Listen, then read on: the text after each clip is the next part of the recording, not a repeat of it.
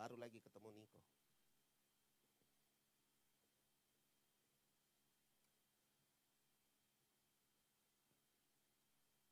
Ya.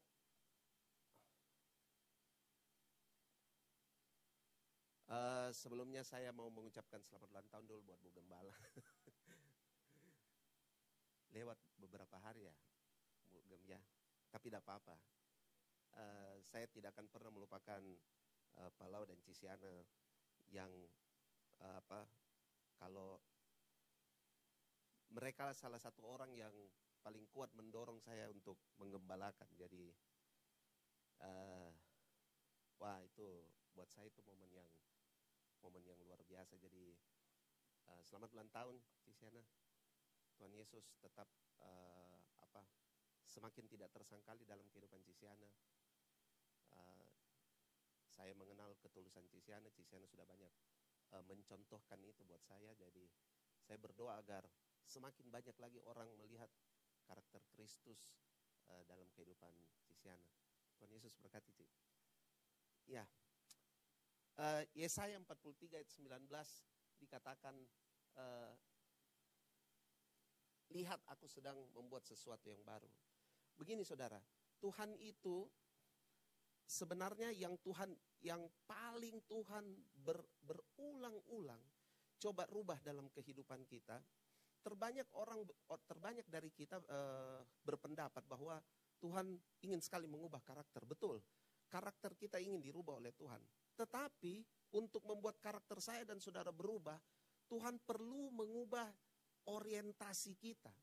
Sebab begini saudara, karakter kita itu sangat sangat terbentuk salah satunya karena orientasi saya dan saudara. Orientasi kita inilah yang kemudian membentuk karakter kita. Nah, untuk mengubah orientasi ini, itu Tuhan tidak datang dengan frontal. Tuhan tidak datang dengan pemaksaan. Tuhan tidak datang dengan sesuatu yang kayak zaman perjanjian lama. Di zaman perjanjian baru, semenjak Yesus Kristus mati dan bangkit, Tuhan kemudian memakai cara untuk membuat manusia itu harus sampai berjalan bersama Dia, sehingga dalam perjalanan bersama dengan Tuhan itu orientasi mereka berubah. Jadi harus ada perjalanan. Masalahnya begini Pak Bu, saya dan saudara ini kadang-kadang, atau kalau mau dibilang lebih sering, kita ini lebih sering menolak berjalan dengan Tuhan. Karena apa? Karena kita masih punya kepentingan-kepentingan yang lain. Yang dimana kepentingan-kepentingan yang lain itu sangat tidak berselaras dengan apa yang menjadi kepentingan Tuhan. 1 Yohanes 2 ayat 16 berkata bahwa ada yang namanya keinginan mata, keinginan daging, dan keangkuhan hidup. Kita masih biasa terjebak di situ. Nah, kalau saudara baca dalam 1 Yohanes 2 itu, maka saudara akan mengerti bahwa semua dari kita yang dikuasai oleh ketiga hal ini, kita tidak akan berkenan kepada Bapa. Bahkan lebih jauh lagi di ayat selanjutnya dikatakan bahwa dunia akan lenyap. 3 keinginan itu akan lenyap dengan sendirinya. Lenyap saudara. Lenyap itu berarti proses hilang pelan-pelan. Jadi kalau saudara tidak berjalan dengan Tuhan, saudara menuruti apa yang disodorkan oleh dunia ini, yaitu 3 hal yang dikatakan dalam 1 Yohanes 2 ayat 16, maka yang terjadi adalah saudara perlahan-lahan lenyap. Pernah rasa begini enggak? Masuk gereja tapi saudara merasa, saudara masuk gereja tapi saudara rasa gereja semakin jauh dari saudara. Maksudnya saudara rasa bahwa memuji Tuhan kayaknya sudah tidak ada faedahnya, semakin kurang berfaedah. Mendengar firman Tuhan semakin lebih bersifat informatif daripada menjadi revelasi dalam hidup, menjadi manifestasi dalam hidup. Pengharapan-pengharapan sudah mulai berkompromi dengan... Kalau saudara pernah alami hal-hal seperti itu, hati-hati saudara. Karena apa? Karena itu adalah proses di mana kita mulai... Ada kan orang yang hilang dari gereja tanpa sebab. Dalam tanda kutip. Tiba-tiba saja mereka sudah tidak mau ke gereja. Tiba-tiba saja mereka sudah rasa bahwa, ngapain saya mau ke gereja? Ngapain saya mau ke gereja? Buat apa? Itu tiba-tiba saja. tiba-tiba kalau ditanya, kenapa kau tidak pernah lagi ikut cell group? Atau kenapa kau tidak pernah lagi ikut FA? Atau apapun namanya itu. Tidak, malas saja. Terus alasan paling casual adalah apa? Ngantor Bella. Kerja Kak, begini. Tapi kalau mau ditelisik-telisik, begitu dengar cerita orang-orang seperti itu, mereka biasa bilang, tidak tahu kenapa saya malas. Tidak tahu kenapa saya kehilangan gairah. Nah, salah satu penyebabnya adalah karena kita tidak dengan sungguh-sungguh memberi diri kita untuk berjalan bersama Tuhan deh. Libatkan Tuhan dalam segala keputusannya kita deh. Kita kemudian berpikir bahwa hal-hal seperti itu adalah terlalu ideal. Lalu kemudian Tuhan mengizinkan yang namanya masalah. Nah, waktu Tuhan izinkan yang namanya masalah ini, disinilah terlihat kualitas kita. Ada yang mengeluh, ada yang menyalahkan Tuhan, ada yang begini, ada yang begitu. Tetapi di dalam setiap masalah-masalah yang kita dikasih, kita selalu berhenti pada masalah. Jadi kita selalu orientasi kita pada penyelesaian masalah. Kita gagal, akhirnya karena masalah datang, kita berdoa, selesaikan masalah kami Tuhan. Setelah Tuhan selesaikan, lupa lagi Tuhan. Kayak bangsa Israel lah. Selesai masalah, lupa Tuhan. Penyembahan berhala ulang. Setelah itu, gagal lagi. Masalah lagi, berlutut. Taruh abu di kepala, begitu. Tuhan, tolong. Datang lagi, Tuhan selamatkan lagi. Menyembah berhala lagi. Siklusnya begitu terus. Padahal sebenarnya Tuhan tidak menginginkan hal-hal seperti itu. Tapi di perjanjian baru, Tuhan pengen sekali begini. Perubahan itu, kamu harus mengerti bukan karena masalahmu selesai atau bukan, itu semua cuma ornamen saja untuk kemudian Tuhan mau bilang gini, rubah kok orientasimu. Sebaiknya waktu kita mengalami masalah, mari lihat apa orientasi kita yang sedang dirubah oleh Tuhan. Mari lihat itu dulu pertama, daripada kita langsung berpikir soal bagaimana ini, bagaimana itu, kita harus mulai berpikir apa di orientasi hidupku yang harus dirubah. Karena itu kunci untuk kita menjadi lebih dari pemenang. Nah, Yesaya 43 ayat 19 bilang gini, lihat aku hendak membuat sesuatu yang baru. Tuhan sedang membuat sesuatu yang baru. Yang sekarang sudah tumbuh. Ini kan aneh ini kata-kata ini. Lihat aku hendak membuat sesuatu yang baru. Ada kata hendak di situ. Hendak berarti akan dibuat. Iya toh? Aku mau melakukan sesuatu yang baru. Tapi Tuhan bilang gini, sesuatu yang baru itu sekarang saat ini itu sudah tumbuh. Terus Tuhan challenge dengan pertanyaan, belumkah kamu mengetahuinya? Artinya begini sebenarnya Pak Bu. Artinya adalah sebenarnya menurut Tuhan kita harus tahu bahwa yang baru itu sedang tumbuh dalam kita. Saya dan saudara harusnya tahu. Makanya dia challenge dengan pertanyaan, kau belum tahu kah? Kau belum tahu kah? Ada sesuatu yang baru yang sedang tumbuh dalam saudara. Sesuatu yang baru. Kita bicara biologi Mila. Itu sel-sel tubuhnya saudara itu. Sel-selnya kita itu memperbaiki dirinya sendiri. Ada proses dia memperbaiki dirinya sendiri. Ini kita punya, Tuhan sudah ciptakan begitu rupa. Tetapi setiap hari itu ada regenerasi sel. Nah, makanya ada obat-obat khusus, treatment khusus untuk mempercepat proses tersebut kalau saudara sedang sakit-sakit tertentu. Tapi secara normalnya regenerasi sel itu berlangsung dalam kita. Jadi sel-sel yang usang itu dengan sendirinya diganti dengan yang baru. Itu berlangsung dalam kita. Kita tidak pernah tahu itu kan. Tidak pernah tiba-tiba saudara bangun tengah malam, berubah sama ini. Tidak ada. Saudara tidak bangun tengah malam untuk menyadari itu. Tapi tanpa saudara sadari itu berlangsung dalam saudara. Ternyata berkat dari Tuhan, apa saja yang datang dari Tuhan, itu sedang bekerja dalam diri saudara tanpa saudara sadari. Nah, jadi tugasnya apa? Sadari dulu itu. Bahwa sesuatu yang baru itu sudah tumbuh. Sudah tumbuh dalam saudara.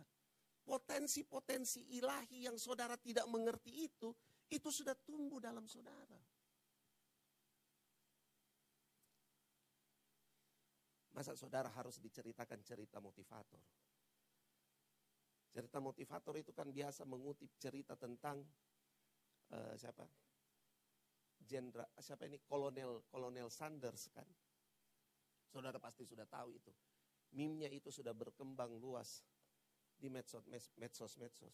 Bagaimana Kolonel Sanders itu, dia nanti berhasil di usia yang tua. Di usia yang sudah tidak ideal lagi. Di usia yang sudah tidak ideal. Kalau tidak salah 70 tahunan. Baru kemudian dia menemukan resep ayam crispy itu.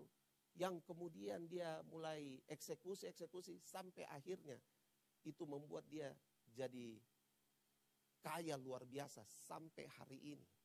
Resep ayam itu. Meskipun ada banyak orang sudah bisa buat ayam model begitu. Bahkan di kaki-kaki 5 juga sudah buat juga model-model begitu. Tapi tetap rasanya yang Kolonel Sanders memang tidak tertandingkan. Beda sendiri, bukan ya masing-masing punya selera. Tapi maksudnya dia tidak menyerah begitu. Dan itu membuktikan begini, bahwa bukan soal tidak menyerahnya juga, tapi itu membuktikan begini. Kalau kita rajin melakukan self discovery, wah, kita tidak tahu saudara, kita tidak dibatasi oleh umur. Kita bisa temukan hal-hal yang baru dalam hidup kita. Karena memang Tuhan itu bilang gini, ada hal yang baru dalam hidupmu yang sudah tumbuh. Pertanyaannya adalah, sudah mau kau tahu? Tuhan tanya itu, sudah mau kau tahu? Tahu kau itu, cari tahu kau itu. Cari tahu kau itu. Nah, jadi hal yang pertama adalah, bagaimana caranya kita mengetahui hal yang sudah tumbuh ini? Tentu yang pertama adalah berjalan dengan Tuhan. Tapi hal yang kedua adalah ini. Self-discovery. Saudara harus masuk dalam proses self-discovery. Self-discovery ini kelihatannya seperti bilang self. Tapi sebenarnya di situ adalah bagaimana saudara melihat Tuhan membantu saudara menemukan itu di dalam saudara. Oke, kita pergi ke cerita. Yohanes pasalnya yang ke-6. Yohanes pasalnya yang ke-6. Kalau saudara baca Yohanes pasalnya yang ke-6 itu dimulai dengan kisah Yesus memberi makan 5.000 orang. Ketahuilah saudara, bukan 5.000 orang sebenarnya yang Yesus kasih makan itu. Ada kemungkinan 15.000. Karena di situ 5.000 cuma laki-laki. Tambah istri, tambah anak-anak. Kalau dia istrinya 2, istrinya 3, juga anaknya. Jadi kurang lebih dia 15.000 lah, kurang lebih. Toh? Jadi Yesus itu tidak kasih makan, lebih banyak dari itu. 5.000 orang saja sudah amazing. Nah, tunjukkan saja Yohanes pasal 6. Jadi kemudian waktu dikasih makan itu, nah coba lihat caranya Yesus ya, Waktu Yesus waktu terjadi kejadian itu, di mana mereka ada di satu tempat dan tidak bisa dikasih makan itu orang-orang. Tiba-tiba Yesus tanya sama murid-muridnya. Dia tanya sama Filipus. Dia tanya sama Filipus begini. Saya cerita saja ya, nanti saudara baca. Dia tanya sama Filipus begini. Kira-kira Filipus, bagaimana caranya kita kasih makan ini? Terus kalau saudara baca ayat selanjutnya, itu Tuhan dikatakan begini. Tuhan Yesus bilang begini. Yohanes tulis begini. Dia bertanya itu untuk mentes. Kata mencobai di situ sebenarnya bahasa aslinya itu tes. Tes seperti ujian. Saudara tahu kalau tes seperti ujian. Tes seperti ujian itu adalah begini. Untuk mengetahui sampai di mana saudara belajar. Kan begitu. Itu tes. Itu tes. Jadi kalau saudara dites, berarti saudara dianggap telah menerima pelajaran dari Tuhan. Makanya tahu itu cocok lagunya Insinyur Niko. Pujilah aku Tuhan. Dulu di gereja kami dulu ya. Saya ingat dulu waktu saya masih remaja-remaja. Saya suka lihat anak kaum muda. Dulu kan di gereja kami dulu itu ada kaum muda, ada kaum remaja gitu. Jadi saya dulu suka lihat yang kaum muda begitu. Kalau lagu itu dinyanyikan, mereka tidak nyanyi itu bagian situnya. Jadi saya juga agak terpengaruh. Jadi saya terus saya tanya sama ada salah satu anak kaum muda. Saya bilang, kenapa kita tidak nyanyi itu bagian pertamanya? Dede, malah itu ya kau nyanyi. Coba mau kau beda itu kau nyanyi itu. Yudi, pujilah aku Tuhan. Cobalah aku Tuhan. Gambang nopo ini. Selidiki. Kau enggak takut-takut gitu. Sebentar kau diuji. Yudi, jangan kita nyanyi. Jadi kalau lagu itu kita tidak nyanyi. Lagu itu kita tidak nyanyi awalnya. Pas uji lagu, kita cuma nyanyi bait keduanya. Aku cinta padamu Tuhan. Bagaimana kau bisa cinta sama Tuhan? Baru kau tidak mau dites. Nah kita saja pasangan saling mengetes. Iya toh? Hari ini saya ulang tahun pernikahan. Kalau saya bicara sama saya punya istri tentang kehidupan pernikahan. Kadang-kadang kita ini menjalani kehidupan pernikahan ini tanpa sadar kita saling ngetes kita punya pasangan. Dalam hal apa saja. Kita biasa saling tes. Bukan kita tes karena kita tidak percaya. Bukan. Kita cuma tes cuma untuk tahu sebesar apa sih dia perhatian sama saya. Sebesar apa sih. Kadang-kadang kita biasa pura-pura sakit atau pura-pura ngambek. Ada kan yang biasa begitu, pura-pura diam-diam lama-lama. Motong dibujuk-bujuk begitu. Ketawa Mila aja mimik malu-malu. Malu-malu. Maksudnya begitu Mito saling mentes. Tapi kenapa kita lakukan itu? Kenapa kita lakukan itu? Karena kan kita tahu pasangan saya ini telah menerima cinta dari saya. Jadi saya harus tes dulu sedikit-sedikit tahu-tahu bagaimana dia punya feedback sama saya begitu. Itu karena kita kasih begitu karena kita tahu dia ini menerima cinta dari saya loh. Yesus tes saudara karena dia tahu Anda itu telah menerima banyak dari dia. Anda dianggap layak karena telah menerima banyak. Makanya dia tes. Terjadilah pada Filipus. Yesus bilang begini. Menurut kau bagaimana caranya kita kasih makan ini? Filipus terima kehormatan pertama. Tapi di ayat selanjutnya kan Tuhan Yesus ngomong. Yohanes tulis begini. Dia bertanya, bahasa Indonesianya kita bila terjemahannya ya begitulah. Dia bilang gini, dia tanya begitu sama Filipus, dia mau cobai kalau di dalam bahasanya kita kan. Dia mau tes Filipus. Sebab dia sendiri tahu apa yang akan dilakukannya.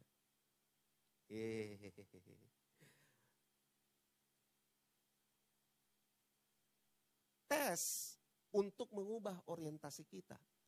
Tapi jangan takut dengan tes. Karena waktu tes itu, saudara harus mengerti berkat Tuhan yang sedang menanti saudara. Apa berkat Tuhan yang sedang menanti saudara? Pengetahuan Tuhan tentang tindakan-tindakan yang harus dilakukan. Termanifestasi secara langsung buat saudara. Wow. Anda sekali lagi ketika Anda menerima tes. Anda sekali lagi diberikan kesempatan oleh Tuhan. Untuk mengalami tindakan-tindakan yang Tuhan ingin lakukan. Yang dia tahu harus dilakukan. Anda belajar sekali lagi bagaimana Tuhan melakukan tindakan yang tepat pada waktu dan sasarannya. Wah, itu hadiah yang luar biasa. Nah, mari buka Yakobus. Di Yakobus pasal 1, itu dia bilang begini. Coba dulu, Yakobus pasal 1 beda.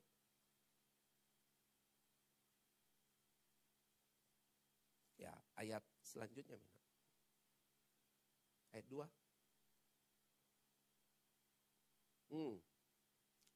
Saudara-saudaraku, anggaplah sebagai suatu kebahagiaan. Anggaplah sebagai satu kebahagiaan. Apabila, lagi-lagi di sini terjemahannya kurang tepat. Kalau dalam terjemahan aslinya dibilang gini, apabila kamu masuk dalam berbagai-bagai tes. Jadi bilang, berbahagialah jika kamu masuk dalam berbagai-bagai ujian atau tes.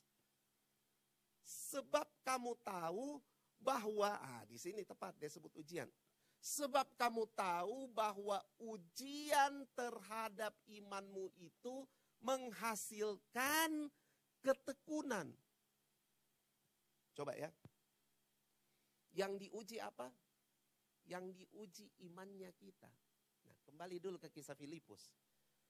Waktu Yesus tanya sama Filipus, bagaimana caranya kita kasih makan ini? Yesus sedang tidak tanya hal yang teknis. Tapi Yesus tanya pertanyaan ranah iman.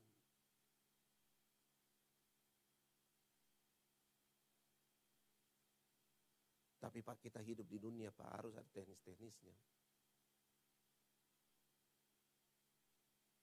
Tapi Yesus mau ajar kita begini. Saudara, apapun yang saudara sedang alami. Sebenarnya Tuhan Yesus itu punya intensi pada iman kita. Bahwa hidup kita harus dibangun dari iman kita pada Kristus. Makanya waktu dia tanya, bagaimana caranya kita kasih makan? Nah, kalau saudara baca dalam versi yang lain dari kisah ini di Lukas pasal 9 kalau tidak salah. Saya pastikan dulu supaya memang betul-betul Lukas ayatnya yang ke-13.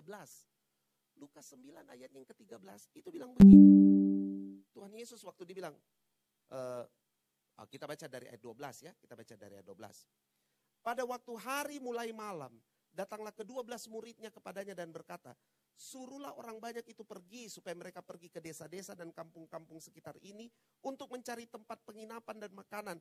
Karena di sini kita berada di tempat yang sunyi. Ayat 13 Tuhan Yesus ngomong begini. Tetapi ia berkata kepada mereka, kamu harus memberi mereka makan. Wah, lebih kejam lagi tuh. Kalau di versi Yohanes itu tidak tertulis. Di versi Yohanes, dia tanya sama Filipus, bagaimana caranya? Tapi di Lukas, dia bilang gini, kamu harus memberi mereka makan. Menurut masalah, dilihat dari masalah teknisnya, maka murid-murid berpendapat, suruhlah mereka pergi ke kampung-kampung terdekat. Saya yakin, saya pun kalau ada di situ, saya rasa itu yang lebih baik. Suruh mereka pergi ke kampung-kampung terdekat karena di situ mereka bisa dapat makan. Tapi Yesus bilang untuk mengubah orientasi. Mengubah orientasi saudara kepada apa? Kepada orientasi iman. Kamu harus kasih mereka makan. Kamu harus kasih mereka makan. Harus kasih mereka makan. Perintah ini diberikan dalam keadaan mereka tidak sanggup. Nah, itu apa? Tes. Tes itu karena sekali lagi apa? Karena saudara sudah punya. Coba ayat pertama tadi yang saya sodorkan pada saudara. Bahwa apa? Sesuatu yang baru sedang tumbuh dalam saudara. Dia sedang tumbuh dalam saudara. Makanya sekalipun saudara ada dalam keadaan tidak bisa. Terus tiba-tiba Tuhan bilang gini. Kamu yang harus lakukan. Jangan bilang tidak bisa. Semua orang yang diutus Tuhan rata-rata adalah orang-orang yang tidak punya apa-apa. Saya ulang lagi. Semua orang yang menjadi jawaban Tuhan atas dunia ini adalah mereka yang dipanggil dengan tidak membawa apa-apa. Musa tidak punya apa-apa. Musa sama sekali tidak punya. Gideon tidak punya apa-apa. Bahkan bersembunyi dalam ketakutan. Tidak punya apa-apa. Tidak punya apa-apa. Tidak punya apa-apa. Saul waktu dipilih oleh Tuhan tidak punya apa-apa. Daud waktu dipilih oleh Tuhan lebih-lebih tidak punya apa-apa. Tidak ada apa-apa.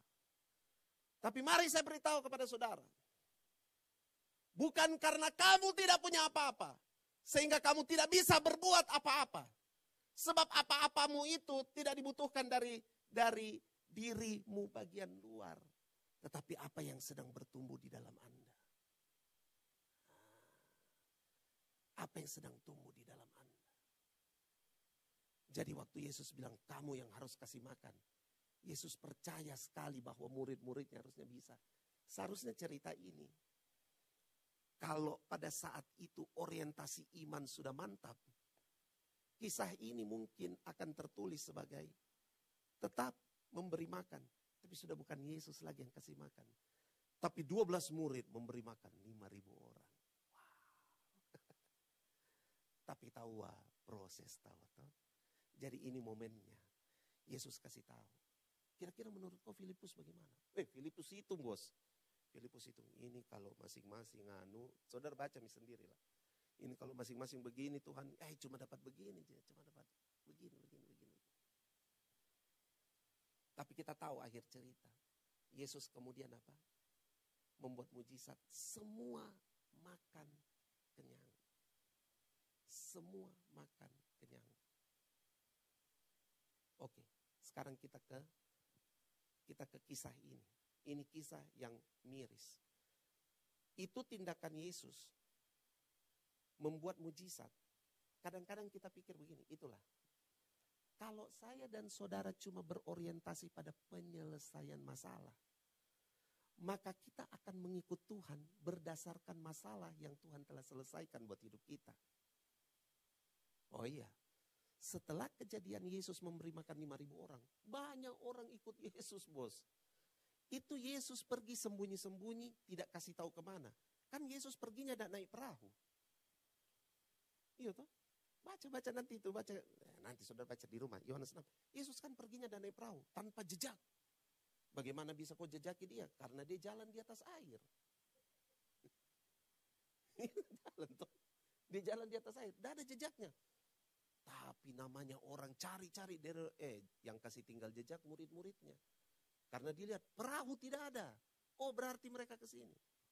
Singkat cerita mereka ketemu Yesus. Kalau saya dalam posisi Yesus, saya menganggap itu adalah wow. Mantap ini banyak jemaat saya bisa buka ini. Aduh, ini orang ini. Tapi Yesus, itulah Yesus. Tidak ada yang tersembunyi bagi dia. Dan Yesus itu tidak mau kita ikut dia karena orientasi kita pada penyelesaian masalah yang dia telah lakukan dalam hidup kita. Yesus tidak mau, saudara. Makanya, kita baca lagi kisahnya.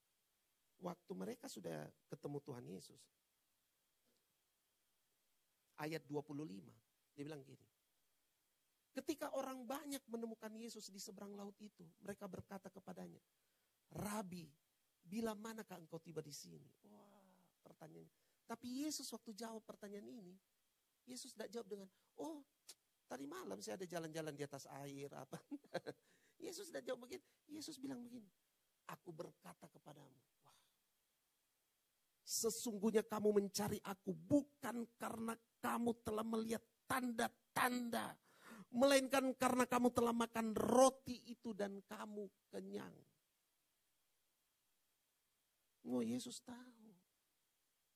Makanya saudara, yang saya sudah katakan tadi, dirubah dari orientasi kebutuhan pada orientasi iman. Dirubah dari orientasi kebutuhan, orientasi penyelesaian masalah kepada orientasi iman. Itu yang pertama yang kita belajar. Nah, Yesus tegaskan di situ. Kamu ikut saya karena kamu makan roti. kamu kenyang, selesai masalahmu. Kamu pikir bahwa kalau ikut saya akan banyak roti-roti yang lain, kan begitu. Oh betul tidak saudara? Saya cuma bayangkan waktu Yesus habis buat anggur di Kana. Itu setelah kisah itu kan Yesus ada di tepi Danau Galilea. Saya bayangkan yang pemabuk-pemabuk itu, begitu bersukaria sekali itu pasti itu. Wih, di tepi Danau Galilea, bisa saja nih kalau dirubah anggur dari Danau Galilea, kita berenang-berenang dalam anggur. Kita wah, happy sekali. Orang, apalagi ini habis buat roti. Aduh, mantap ini. Akan ada roti selalu ketika kita ikut dia. Berapa banyak dari kita yang berpikir ikut Tuhan adalah hanya karena Tuhan sanggup memelihara kita, menyediakan atau memang betul itu saudara. Tapi mari saya beritahu isi hati Tuhan. Tuhan mau kita percaya kepada dia. Yesus plus zero, sudah selesai. Karena Yesus tidak bermain dadu saudara. Yesus tidak bermain dadu. Adakah pribadi yang mengklaim kepemilikannya pada Anda dengan begitu dalam seperti Yesus. Yesus itu seperti Tuhan kita. Tuhan kita itu bilang begini loh. Kamu itu adalah biji mataku. Wow. Kamu itu adalah biji mataku. Itu sesuatu yang dalam loh saudara. Sesayang-sayangnya saya sama istriku, saya tidak akan bilang sama istriku, sayang colok-colok dulu biji mataku. Kan tidak. Ada di sini kayak sebelum tidur dia bilang sama suaminya, colok-colok dulu biji mataku. Itu biji mata paling tidak bisa disentuh. Nah, Yesus mendeskripsikan kepemilikannya kepada kita itu pada hal yang tidak mungkin tersentuh. Biji mata. Yang bisa nyentuh itu cuma saya, cuma orang yang punya mata sendiri. Kalau gatal matanya. Tapi tidak ada orang lain bisa sentuh biji mata. Ya kecuali dokter matanya kali ya. Tapi Yesus bilang bahwa saya itu memiliki kamu seperti biji mataku. Wah, kepemilikan yang begitu luar biasa. Lalu kemudian dia bilang, kamu ini ikut saya cuma makan roti. Karena makan roti, karena kenyang. Baru dia bilang gini, bekerjalah untuk makanan yang tidak dapat binasa. Ayat 27. Saya akan berhenti sampai di sini. Bekerjalah untuk makanan yang tidak dapat binasa. Dari orientasi kepada kebutuhan, kepada orientasi iman. Dan yang terakhir adalah dari orientasi kepada begini. Dari orientasi kepada hal-hal yang duniawi. Kepada hal-hal yang kekal. Saudara disuruh bekerja bukan untuk makanan yang akan dapat binasa. Melainkan untuk makanan yang bertahan sampai pada hidup yang kekal. Bekerja. Kata bekerja di situ pakai kata ergasomai. Ergasomai itu punya arti begini. Investasi. Atau membuang dirimu di situ dengan percaya. Investasi. Saya rasa tidak perlu diterangkanlah prinsip investasi. Saudara mahir-mahir semua tentang investasi. Saudara bisa bayangkan langsung. Kata bekerja di situ apa? Investasi. Kamu investasikan dirimu bukan untuk makanan yang tidak dapat binasa. Artinya begini, Tuhan mau bilang gini. Apa saja yang kamu kerjakan, jangan kerjakan hanya tujuan pada makanan yang binasa.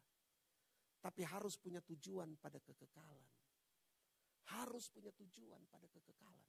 Semua yang kita kerjakan itu motivasi utamanya adalah bahwa saya sedang melakukan ini untuk makanan yang tidak dapat binasa. Kalau kita kembali ke ayat ke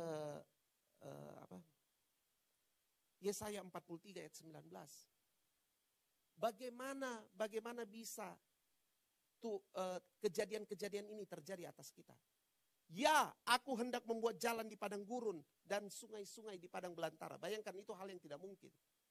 Tuhan sedang membuat jalan di padang gurun dan sungai-sungai di padang belantara. Itu sesuatu yang tidak terpikirkan, sesuatu yang tidak sanggup. Tapi Tuhan sedang buat itu. Itu adalah hal yang baru yang Tuhan sedang buat. Tapi bagaimana kita mengalami hal tersebut? Bagaimana bukan cuma kita, tapi ada banyak orang di sekeliling kita menikmati hal itu dari kita. Jawabannya Yohanes 6 ayat 27. Kamu mulai saat ini harus menginvestasikan hidupmu. Bukan hanya untuk makanan yang dapat binasa. Tapi investasikan hidupmu untuk makanan yang kekal. Artinya apa saja yang kita kerjakan, kita tahu begini. Ada tujuan kekekalannya. Ada tujuan kekekalannya. Ada tujuan kekekalannya. Ada tujuan kekekalannya. Saya tutup dan bilang ini. Ada banyak orang, ada beberapa orang di jemaat ini yang sudah melakukan hal-hal tersebut. Bekerja dan kemudian menjadi berkat bagi orang-orang. Bekerja bukan hanya karena tujuan yang binasa, tapi bekerja untuk makanan yang tidak dapat binasa. Yang saya mau katakan kepada saudara adalah ini. Waktu kita berpindah orientasi, berpindah pada orientasi yang kekal, maka saudara akan lihat hidup saudara bukan cuma hidup untuk diri saudara, tapi hidup saudara adalah hidup untuk Tuhan dan menjadi berkat bagi sesama. Saya merasa bahwa nama gereja ini adalah pewahyuan yang luar biasa. Anda ada di gereja ini bukan saja diberkati, tapi kalau Anda ada di gereja ini, Anda dilatih untuk punya kemampuan, punya abilitas untuk apa? Memberkati banyak orang. Memberkati banyak orang. Sebab seperti ayat yang dikasih oleh admin di Facebook saya baca kemarin. Ayat itu kita tutup dengan baca ayat itulah. Ayat itu bilang,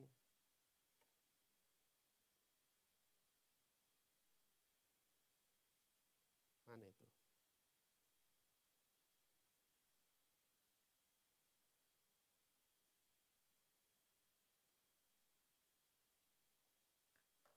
Aduh, saya lupa.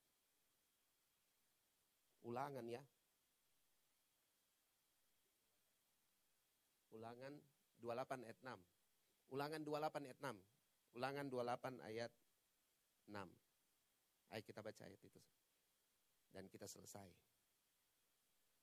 Diberkatilah engkau pada waktu masuk dan diberkatilah engkau pada waktu keluar. Kita baca sama-sama ya. Kita baca sama-sama. Ini revelasi buat jemaat BFC ini. Bahwa jemaat BFC itu sebenarnya adalah orang yang punya potensi ini.